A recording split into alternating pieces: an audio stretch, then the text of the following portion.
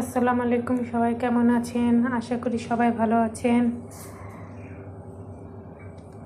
আজকে আমি মূলো, বেগুন ঘাটি করব, সেটাই আপনাদের সাথে শেয়ার করব। আপনারা দেখেন আমি কিভাবে ঘাটিটা করি।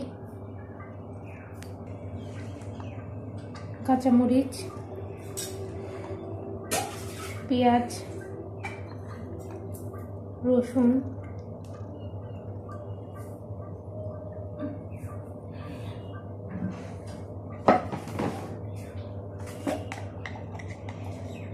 হলুদ,